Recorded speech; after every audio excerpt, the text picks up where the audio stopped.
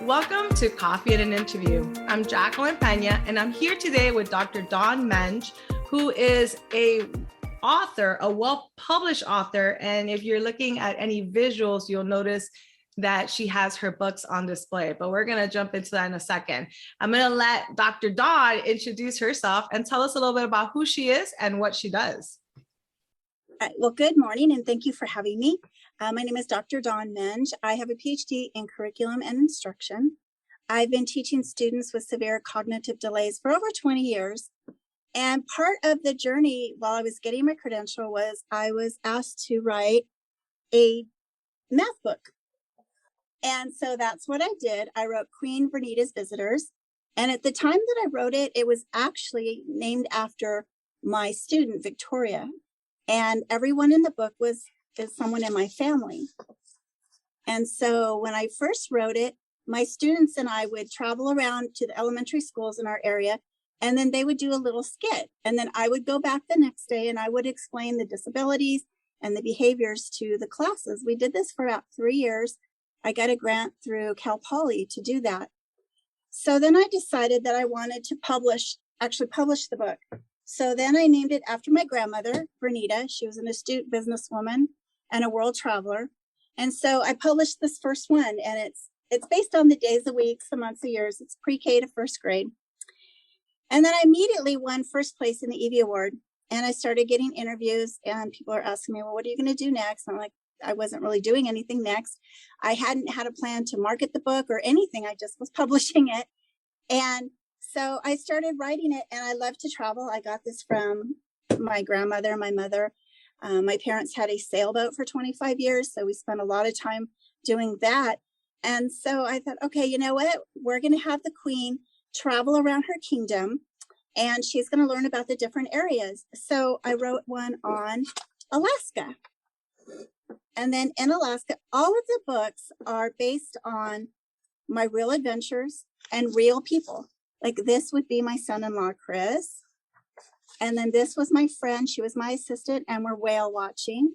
So what I've done is I've taken actual adventures I've had, and then I've added different people into it so that there are different names in the books. We went snorkeling in Sitka. So we had to put a dry suit on to go in the freezing water. And in this illustration, I put my grandson. So my grandson and the Queen are snorkeling in Sitka. And this one has glaciers and seals and sea otters.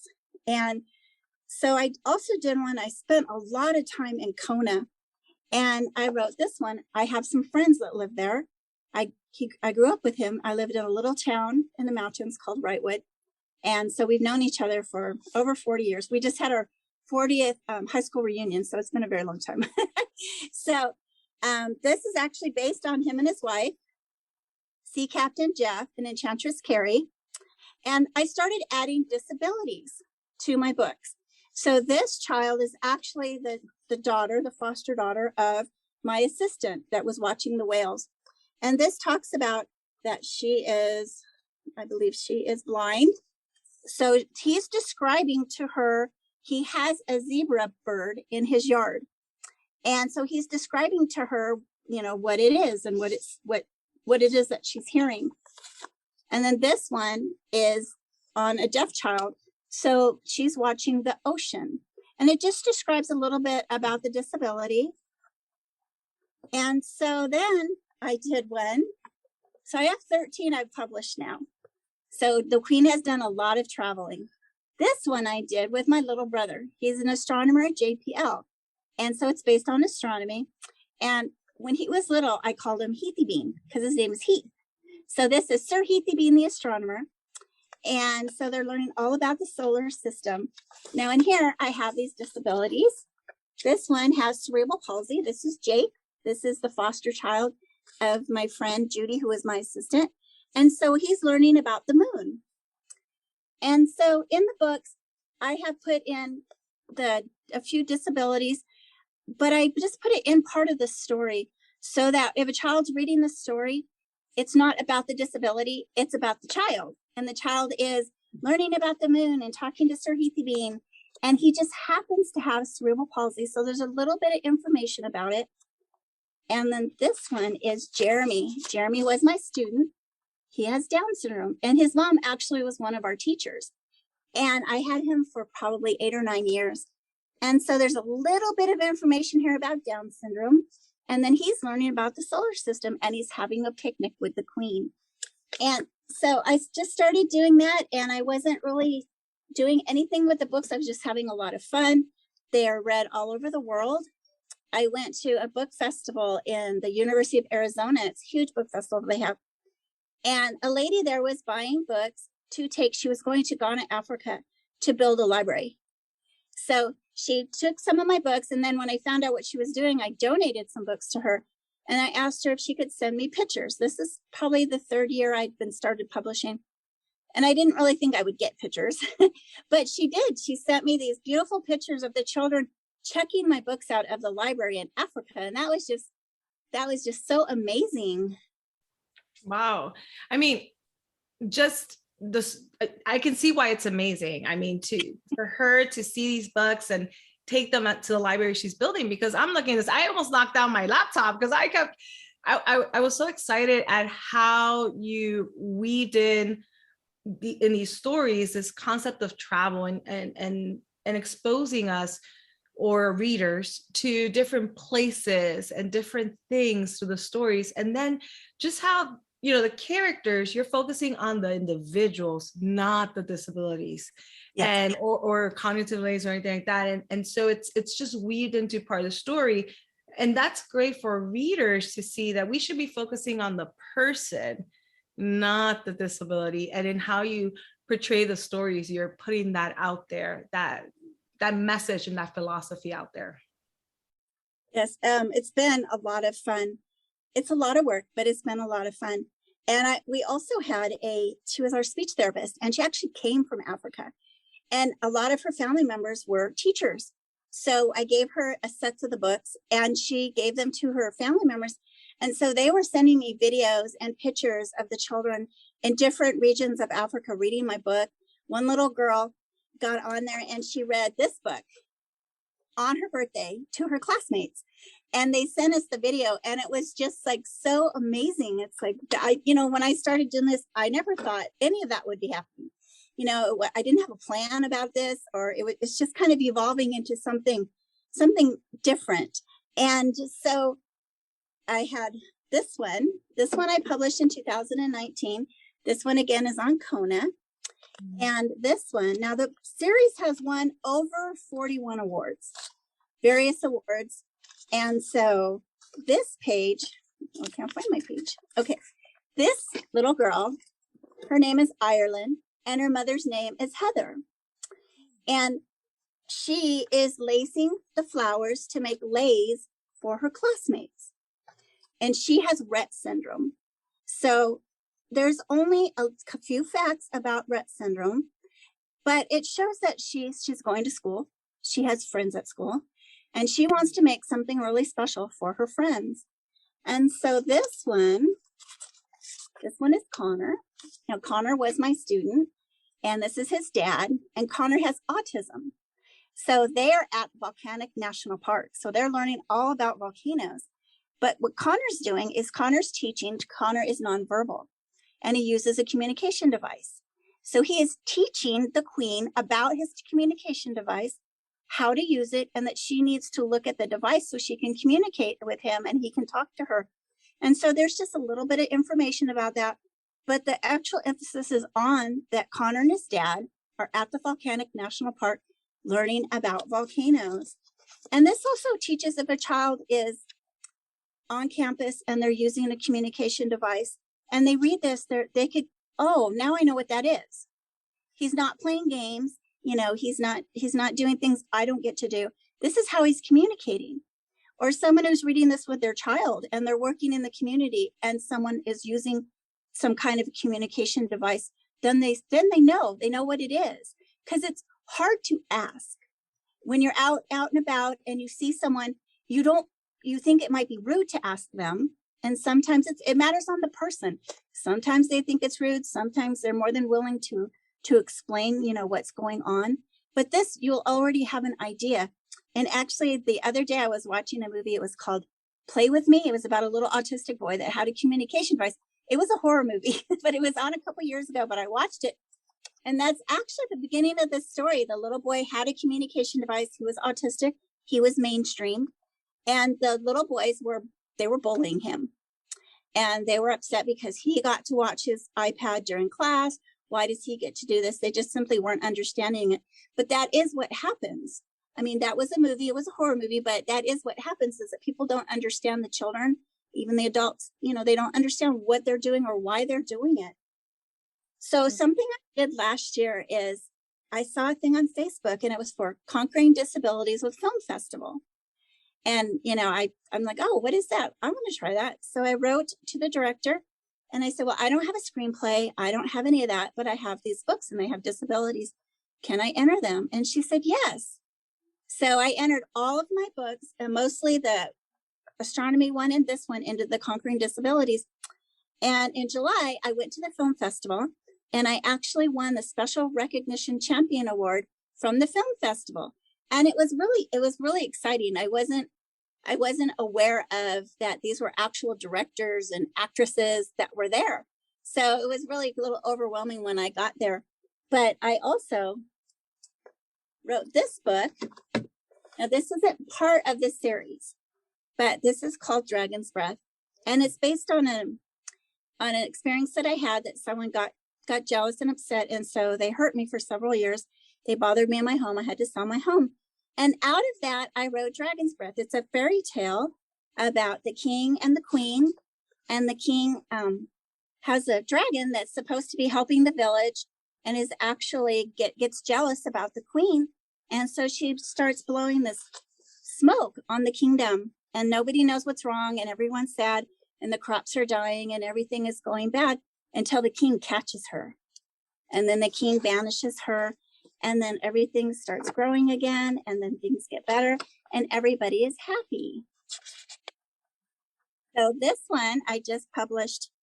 It's almost been a year now, but it's been read like in the UK, and I did a lot of things in Jamaica with it, and a lot of things here. And there was an author that has a website, and so I sent it to her, and her son, he was 6. They were reading it on their website, and it was just so neat. He was problem solving. He was getting a lot of vocabulary out of it. There was a lot of communication going on. And he kept saying, well, why didn't the king do this? Or why didn't the king do that? And then at the end, he said, well, I don't think the dragon meant to hurt anybody, you know, but the problem solving and all of that, but it teaches kindness, and that you need to control your own emotions. And so it's actually doing really well. And I entered this one into the Miracle Makers Film Festival, and I won Best Book with it. Oh, wow. And I also won honorable mention in the Hollywood Dreams Film Festival. So, I mean, these books encourage conversation, critical thinking skills. You know, if it in any classroom setting or outside of the classroom, for those of us who are not so familiar with different disabilities, we can learn about them through reading these stories a little bit, and it helps with that destigmatization that, you know, some of these things are stigmatized, and some of us, you know, it's when we're younger, we don't know how to talk to that person, or we bully this person or this, and we learn so much from these kinds of stories. I still love the fact that you weave so much adventure. It's why you make it super exciting for kids to read these books. Well, actually, I was doing an interview, I think it was St. Louis, and the man told me that he was talking to his friend. And so she had been checking out the books at the library with her son, and she actually got a second job so that she could go travel with him. And I'm like, one, I didn't know my books were even there. And two, it's like, wow, you know, that's really cool that now they're out there doing that. And I also have a friend who works in a factory, and he teaches refugees, Somalian refugees, and coming in, he teaches them how to work. He teaches them English, and they're adults. So I send him a lot of the books, and he uses them. And he just told me like last week that the set of books that I had sent up there before, he gave to, it was a grandmother who spoke Spanish. And he explained how she was learning how to read English from using my books, how she was looking things up. And then now she's fluent in reading the story, and she's going home and reading it to her grandchildren. They're all reading them together. And that's just amazing to me. It's like, I did not know that any of this was going to happen when I started this. Wow. No, I'm telling you, your heart's in this journey and the messaging is so positive from so many different directions. So I'm not surprised. I'm sure you were surprised. And something motivated you. I know someone asked you to write a math book, but what really motivated you to weave in your travels and to keep focusing on the characters, but the characters who might have disabilities, and making sure that you talk about that a little bit, and then shifting gears because you went from the Vernita's Adventure to Dragon's Breath. But what motivated you to take this journey in this direction? Well, this is what I teach. So, you can't help but want to educate everyone. And I actually was getting divorced. I'd been married almost 30 years and I was getting divorced.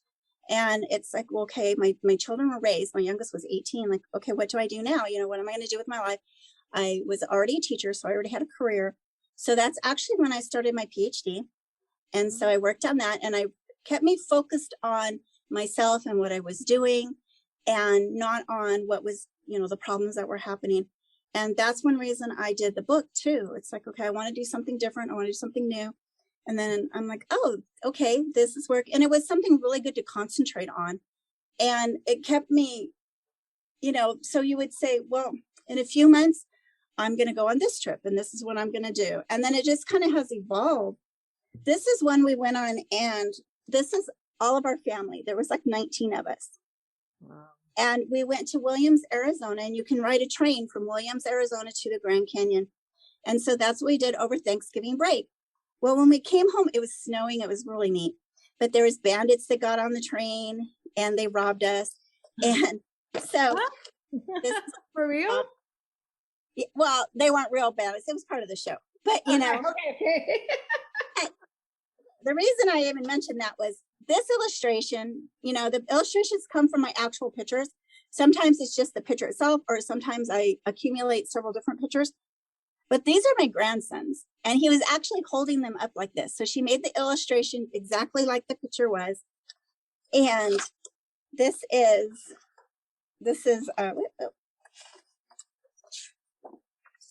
my granddaughter.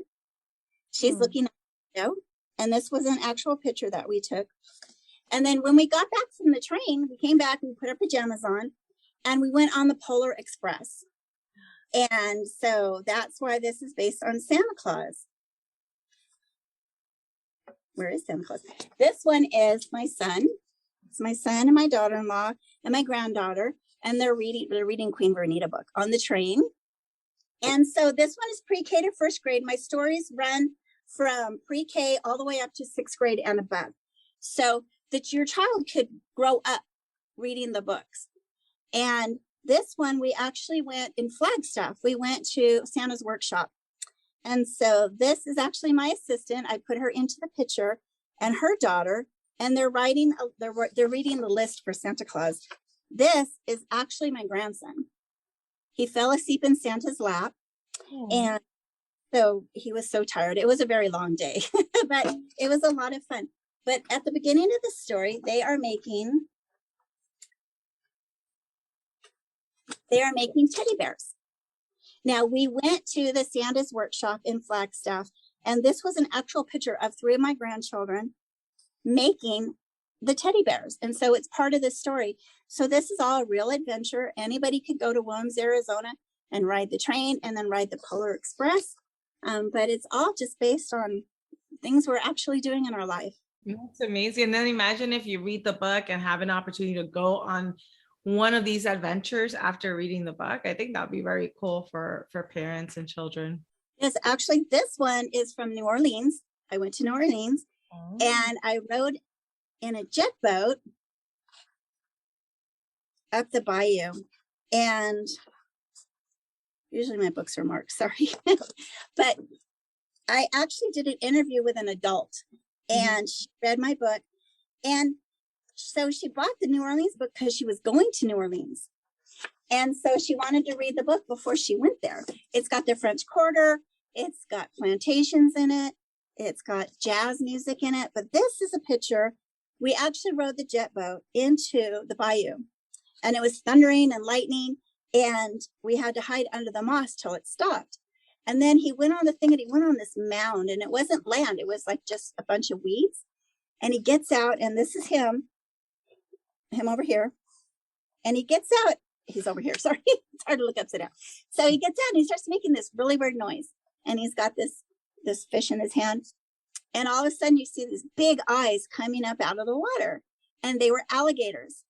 And so they're huge. They were like 3 feet from me. They were huge. It was really cool. But so then he gets this cooler out and he hands me a baby alligator. So I'm sitting there holding this baby alligator and I'm rubbing his stomach. And when I posted the picture, somebody told me, well, you know, they bite. Well, I wasn't even thinking about that when I was doing this. And I was like, oh, they do, you know, obviously they do, but it's just so exciting, like, to do this. And I did not know he was going to do that.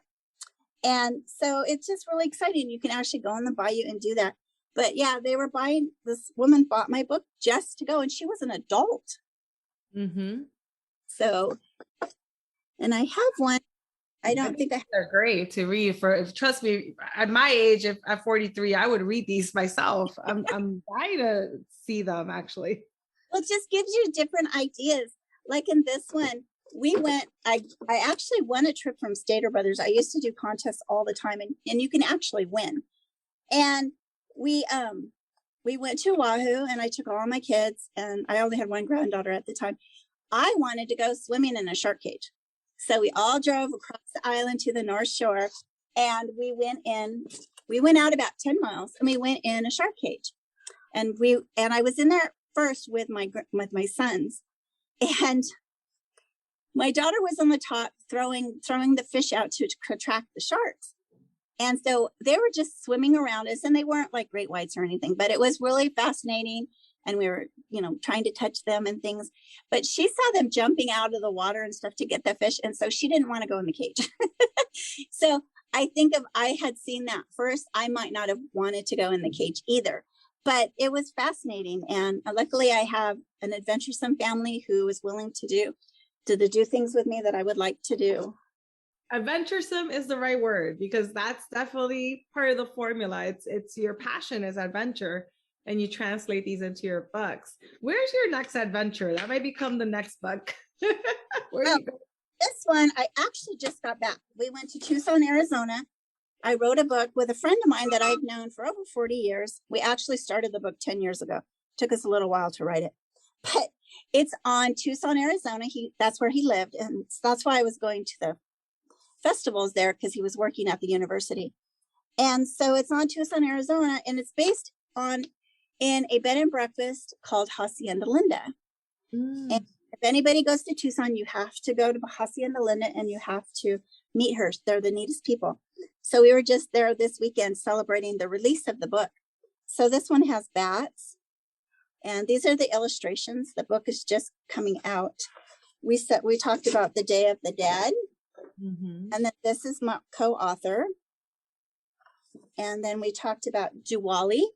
This is she was my occupational therapist in my classroom, and she's from India. So we put her in here with the actual garments that they wear to celebrate. It's a beautiful picture, and it talks about Diwali. And then this is when they first get there. Wow. And then there's a little bit of snow. And so we talk about the history and the winter. There's missions. And we went to the mission over the weekend. And so we talked about monsoons. And so this one is 6th grade and above, but this one is just coming out. And then this one, we're talking about the owls that are inside. So it's just coming out. It's getting ready to be formatted. And then this summer, I went on a road trip to Wyoming to visit some friends that I grew up with. And their dad had contacted me, and we actually started talking about that book maybe 8 years ago. And so he says, well, when are we going to write our book? And I'm like, oh, okay. So we took a road trip. We went through Yellowstone, and I went and spent a week in Wyoming. And where they live is actually where Longmire is from. If anybody ever watches Longmire, the movie on Netflix, Mhm. So it's all filmed there. And we were driving through the canyons, and it's called Ten Sleep Canyon. And my mom's like, all these names, they're in the storyline. And so they actually had like a place there. And every morning we went to breakfast. It's called the Busy Bee. And it was right next door to our hotel. So every morning we would eat there. And so I only got to watch one or two episodes, but it was really interesting to think like I was just there, you know. So we did that, and that one we're working on the illustrations right now. And so after Christmas, I'm going to write it. And so it should be out by springtime. So it's on Wyoming and the things that they do where my friends live. Yeah, no, I think it's great that you bring us on these adventures and include what we were saying. You were including in terms of the characters and disabilities. It's just educational for all. You work really fast as an author, I want to say. I mean, from the journey, I know you have an illustrator to writing. Very impressive, especially because you have a full-time job, you have a career, and it's a very demanding one. I also sometimes I teach at the university.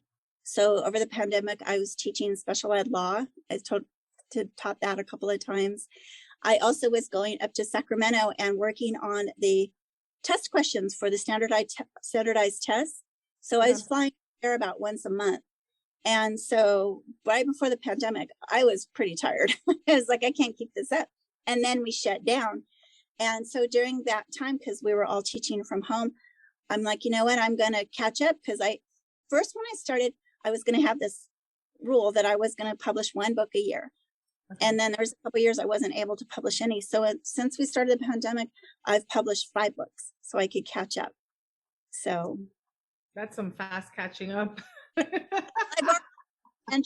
already done all that. So I just needed to get the illustrations out and, get it. And they all have the same format except for the Dragon's Breath. So they're all based on the educational format of rote learning. And that's what's great about people who are learning English as a second language, or they have autism or any kind of learning disability. The rote learning part of it helps them to learn the facts, the science facts, the math facts. And this one was one I did during the pandemic. We always go to Halama Beach and go camping. It's in the central part of California. You love camping. You camp right on the beach. It's beautiful. But I needed more pre-K books to read. So I decided to do this one. So it has kite flying and sandcastle making. And this is my son-in-law and my grandson, and they're going surfing. These are all actual pictures, body surfing.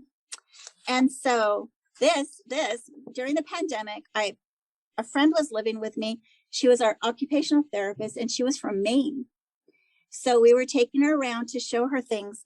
And we went down to Pacific Beach, and that's when you couldn't even stop on the beach. You had to keep walking. And we took my grandson. And so he was swimming along beside us as we were walking down the beach. And a huge jellyfish came up. And so she started dancing over it so she didn't step on it. So it was really funny. So she's part of the illustration. So that's where that came. They all come from our actual adventures. And so it's just a lot of fun. But my publisher has been talking to someone at Netflix, and they're interested in looking at the series. So I made 2 of the books into screenplays, and I just got them. So this is one of them. And then I did the astronomy one, and I just got the astronomy one so I can look over it next week. And then we just entered the actual screenplays, into a whole bunch of movie festivals. So hopefully maybe something really good will come from it, and it'll be another Magic School Bus or something like that. I mean, that would be really neat. But I'm not surprised at the Netflix concept, because I think these stories would be wonderful as a series or somehow in a visual format to go along with the book. So I think that's a great thing. And now you have the film festivals you're going into, and so many great things that you're working on. I don't know where you get your energy. I'm impressed. Oh, thank you. Well, it's fun. It's fun to go on the adventure. And then it's like, like during the pandemic, my children set up camping trips about every month.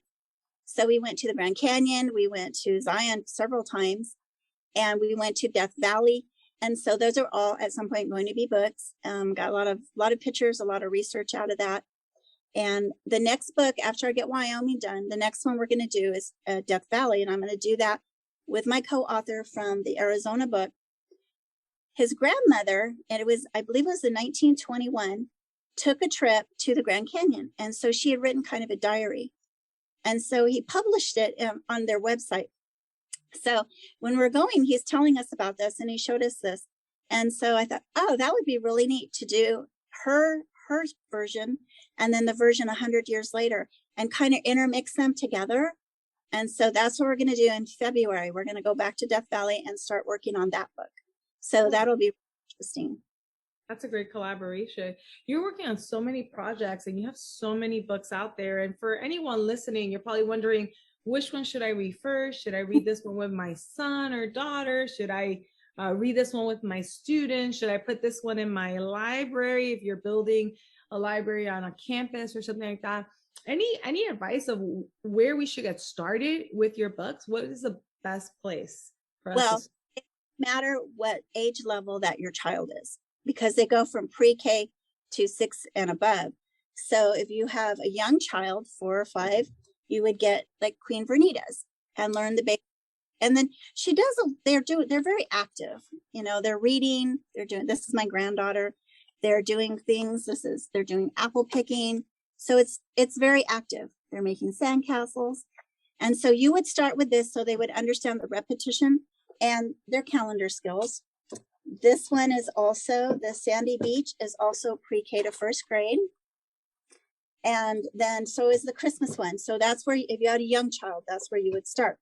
Now, if you had somebody in the 3rd or 4th grade, then that's would be these, the Alaska one or the Hawaii one. Now, if you have a child that's higher, this one, because it talks about the New Orleans one, because it talks about slavery and the Underground Railroad, this would be for an older child who can understand those concepts. And the format of the book also, because each page is a different subject. So if a child's reading it and they really like alligators or they really like a plantation, they're going to take that information and go get more from it. So this is just like a catalyst to look for more information. And then I also have one on Baja, California. Now this one would be 5th and 6th grade. We went swimming with the dolphins. And we were camping. We were camping in El Golfo, Mexico. Ooh. And all of a sudden, all these people are running around the beach. Well, there was a grunion run. We didn't even know it was going to be there. So we started being part of the grunion run. And then, so that's where this came from. And so it just adds on more adventure. I rode a quad and we went to a German eatery, to a little German area that they had where the people were from Germany. I went kayaking to the La Bufadora.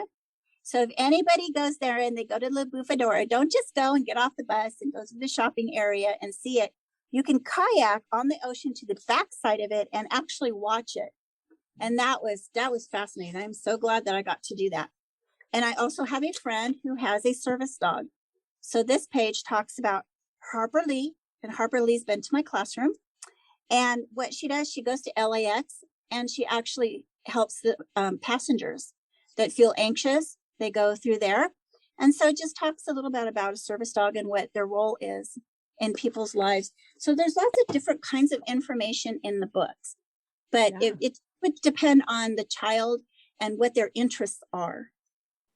Yeah, and so many lessons. And the other thing, because it's adventure based, I mean, I can see myself reading about building sandcastles with one of my nieces or nephews or godchildren, and then going to the beach and building sandcastles. Like in the book. And so there's so many natural connections to things we do that are easy to do. You don't have to necessarily jump on a plane and go take an adventure there. It's going to encourage adventure at home. Camping, camping's pretty cheap. Not so much as it used to be, but camping and making s'mores and all of that.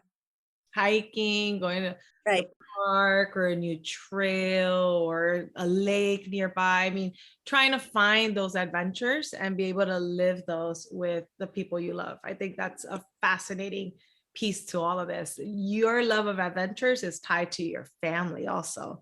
You're going on adventures with friends and family. And so you're encouraging us to do the same as we read the books. Yes. That's what I really love. Like, it was just knowing that someone on the other side of the country is reading my books and they want to take their child on an adventure because they're reading the books. And it's like, that's just so fascinating to me. Yeah. I love it. I think this has been a wonderful conversation. I'm so grateful that you took the time out. I know your schedule is obviously very packed, but you took the time out to talk about your writing adventure and these books and how you design them and how we could use them.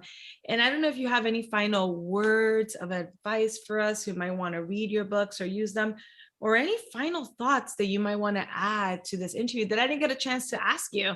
I mean, I'm just fascinated with the adventures and the characters and the integration of family and the stories and all these other components. But I'm sure that there's something I probably left out, and I want to give you room to share anything else with us. Just go out there and have a wonderful life and do whatever you can, and don't limit yourself. When I started doing this, I never thought any of this would be happening. And if you're going to write a children's book, join the SCBWI, Society of Children's Books Writers and Illustrators. Go to their conferences, go to their workshops. They are the greatest people. They will give you the best advice. You have people there who are New York Times bestselling authors and people who just haven't even published yet, but everybody is really friendly and nice. I also joined the United States Board on Books for Young Children, and I'm one of their ambassadors for California. And I'm also on the committee to pick books about disabilities, the best books. And so just the other day, I got 4 or 5 boxes of books from Penguin House that I now have to go through and review for the committee. Now, there's a Story Monster magazine, and if you're an author, they do a lot of functions as children's authors. And I do a lot of things with them. They're out of Tempe, Arizona. But I also write reviews for their books, for their magazine. And I also judge their literary contests. And so just go out there, and you're not competing with other authors. Everyone's collaborating together. If your goal is to teach something, teach reading, or to impact somebody, then that's what you should be doing. Don't focus on the money, or, money's great. It's great to do all that, but that's something they teach you when you go to the conferences. If you're in it for the money, then you're in it for the wrong reason. It's wonderful if you've sold all these books, but are people reading them? You need to know that people are reading them, what they're getting out of it, how you can make it better for them, because that's your audience. And I love this idea of you can follow your passion as an author, find your niche, find which is your passion basically, and how you're putting it on paper, and enjoy that journey. But don't do it alone. Join these societies or these groups or these clubs as a writer, and focus on the passion while you're doing it, not on the money, because if not, you're going to take the joy out of it. Yes. Well, it's been wonderful, Dawn, speaking with you today. I myself have been working on a couple of fictional pieces, and I'm inspired to dive in there and keep revising them and massaging them and working them. Your series, well, it's not just a series. You have books outside of the series as well, but you really inspire me, and I hope our listeners, in terms of how you integrate what you're passionate about in your life, your students, people, your family, your adventures, and turned everything into a series and then other additional books that really teach us so many different things, whether we're the adult reading it, we're reading it to others, or we have our students reading it, or our children. And I appreciate you taking the time to show us these. Well, thank you for having me. Again, for our listeners, in this episode of Coffee and the Interview, you can go to the description section of the episode, and you'll see links to some of the resources and some of the books and other things that we've mentioned in the interview. We'll have some links there for you as well for the individual books if you want to purchase them and read them or use them in any way.